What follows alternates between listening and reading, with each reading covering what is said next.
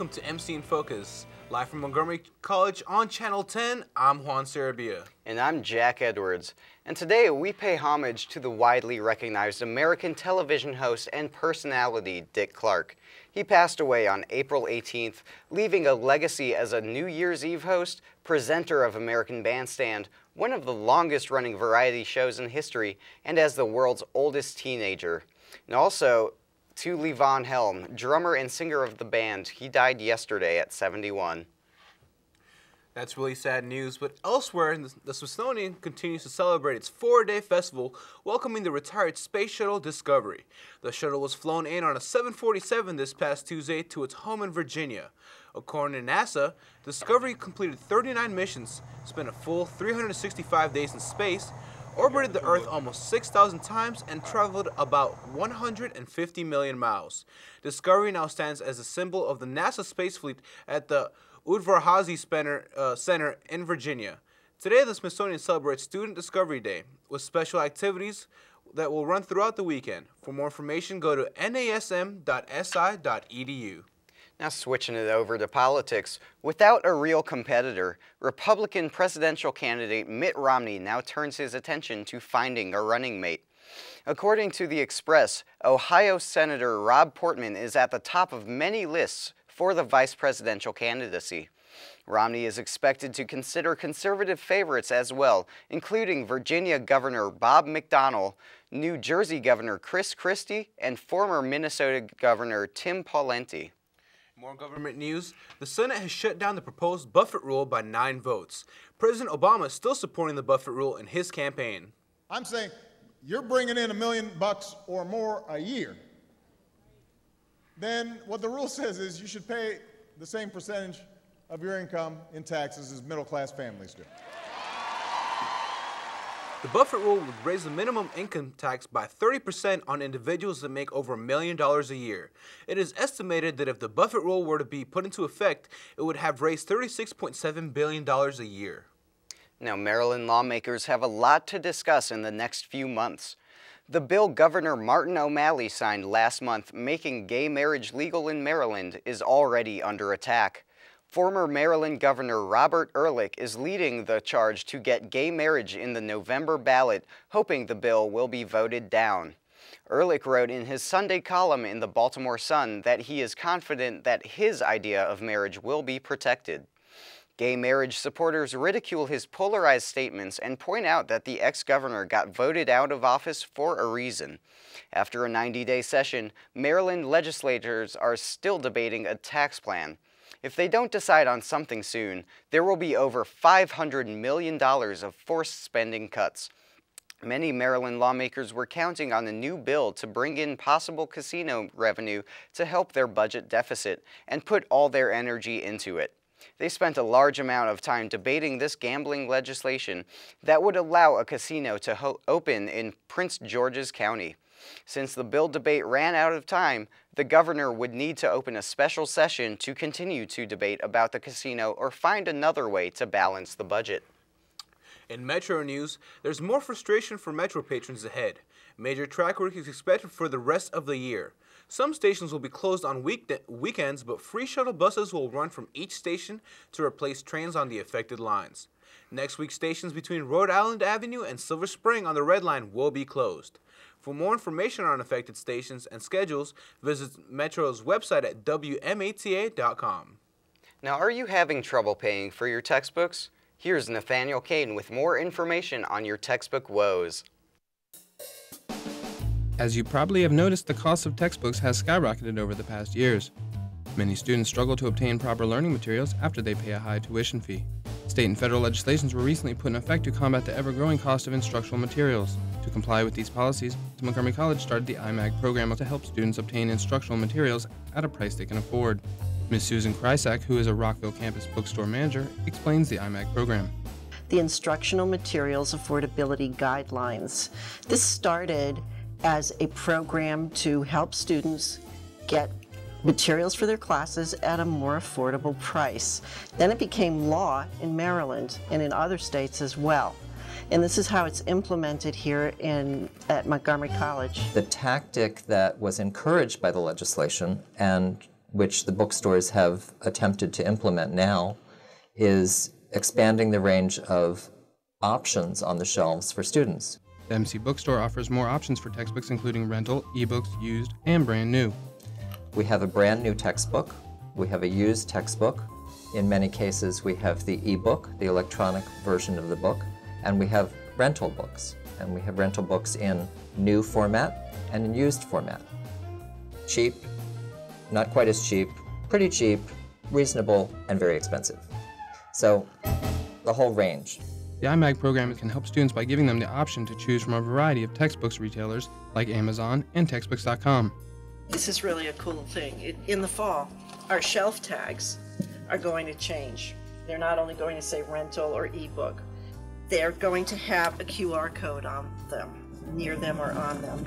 And this QR code, if you click on it with your smartphone, will take you to a website that will show you online booksellers' prices. Verba actually takes a title that we're using by ISBN and compares it nationally with other online sellers. It's counterintuitive, I guess you'd say, to normal retail practice, to put your competition's prices right there next to your own. Despite the challenge to keep revenue at the optimal level, MC Bookstores offers students the best options for textbooks. The iMag program is effective across all campuses to help students afford textbooks for a better learning experience. For MC in Focus, I'm Nathaniel Kane. Welcome back. Yeah, textbooks are a bit of a burden on many students. I haven't bought any recently, actually. What about you, Juan? No, I haven't either. When I did, I actually rented my textbook from Chegg. And I know Amazon sells them for fairly cheap as well. That's true. I've heard of their service. Yeah, they actually have fast delivery. Like you can start your class and have it delivered by like your third or fourth class. And just sell them back at the end? You can sell it back at the end of the semester and I get a little bit of money back. But that's pretty nice. Yeah, it's definitely cheaper than buying them new, especially in this economy. Absolutely, yeah. It's a tough time, But yeah, what's going on with the Mexican volcano? Yeah, Mexico's Popocatépetl volcano is continuing to spout gases and hot rock fragments, dusting surrounding towns with volcanic ash. Authorities have amped up alert levels to a level 5 warning for the area surrounding the mountain near Mexico City. Luckily, the ash has so far not spread to the neighboring cities. Civil Defense Rear Dispatcher Dulce Maria Casquera says that apart from the ash, the 18,000-foot volcano has been relatively calm. And tomorrow is Worldwide Call for Action Day by the Invisible Children Foundation. More on Coney 2012 after the break.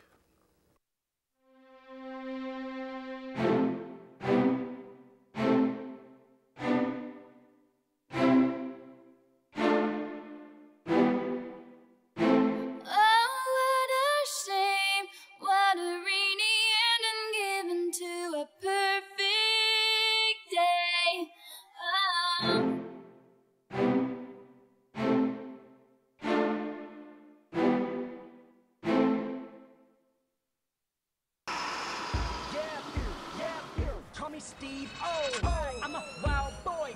Hey, kid, you want some French fries? Yeah?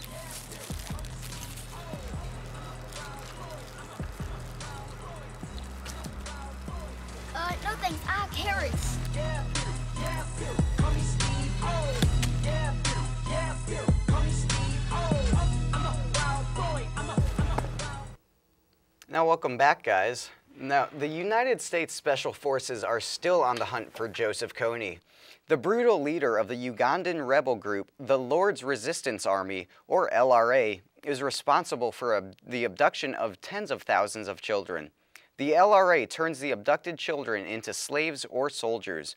In the 4 months since the U.S. has set up outposts throughout the region, there has been little progress made in tracking down Kony. In more national news, General Services Administration's officials testified earlier this week before Congress about fraudulent spending of taxpayer money. San Francisco Regional Chief Jeff Neely testified under allegations of taking lavish trips to Hawaii, Napa Valley, and Guam, among other places. According to Politico, Neely refused to answer questions and pleaded the fifth based on his advice from his lawyers. This happens as the Obama administration deals with a Secret Service scandal that went public on Saturday. Secret Service agents are accused of bringing Colombian prostitutes back to their rooms prior to the president's arrival for a trade summit. Now switching it to technology, Google is opening up more space in the cloud. Starting next week, Google Drive will allow users 5 gigabytes of online file storage. The service will rival Dropbox, a popular file sharing site that allows users 2 gigs of storage. Also earlier this week, the FCC fined Google $25,000 for impeding an investigation of the Google Street View project.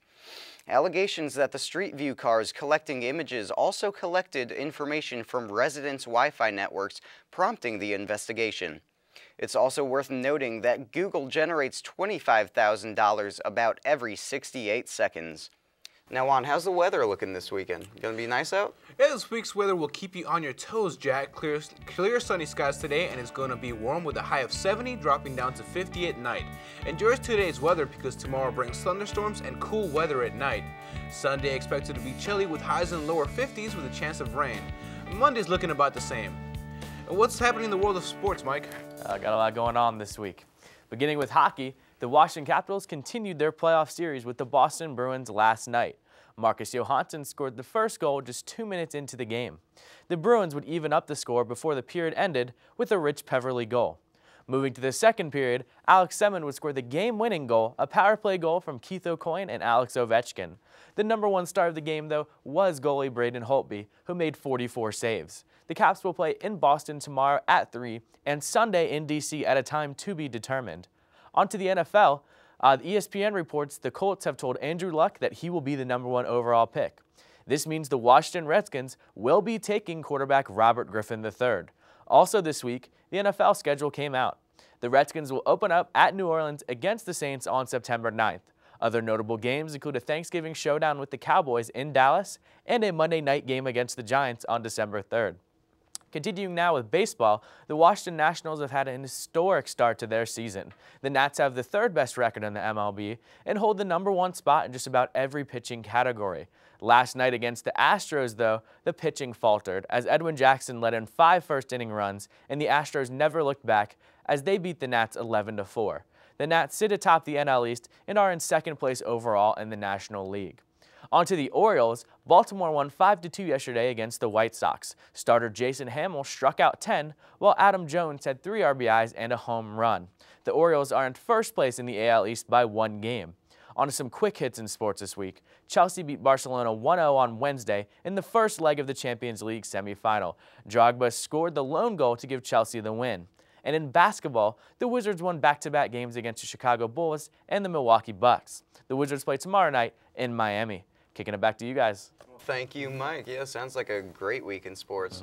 But anyways, just a reminder, Montgomery College is hosting an Earth Day festival, and MC wants your department to get involved to promote their environmental efforts.